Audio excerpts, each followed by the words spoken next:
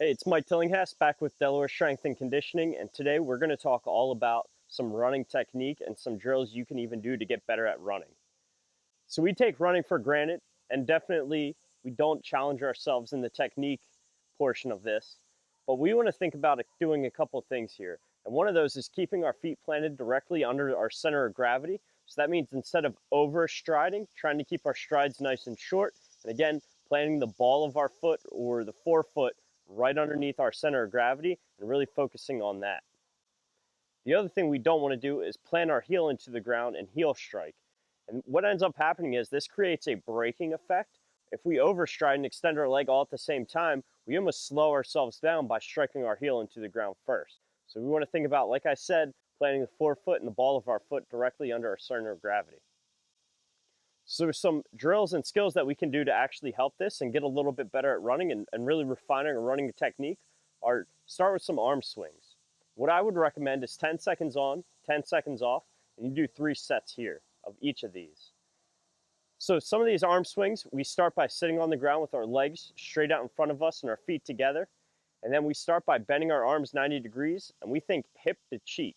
So we want our hand to be about eye head level and our other hand to be about hip level. And then we want to switch. And we start by just doing this seated on the ground.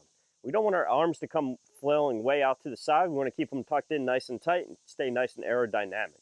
We never want to break from that 90-degree bend in our arm. So we shouldn't see us bend or straighten our arms. We should keep everything nice and tight and linear here.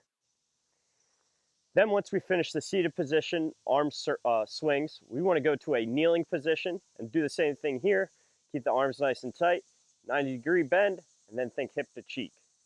And then we want to finish in a staggered foot running or standing position, doing the same thing, keeping arms bent at 90 degrees and just working on the arm swings here. And then we can move on to something a little more complex, like a march, where we want our opposite leg and our opposite arm to actually be the ones moving here. So we want to plant one foot and that other arm stays stationary.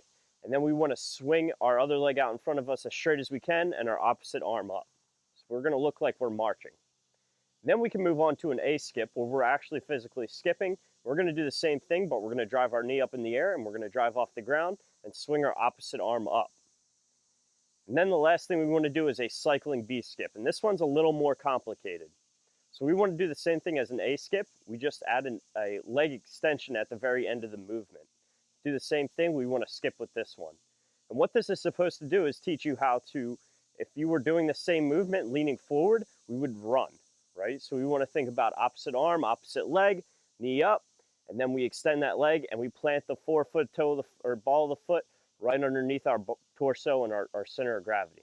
So we want to do the same thing as a B skip.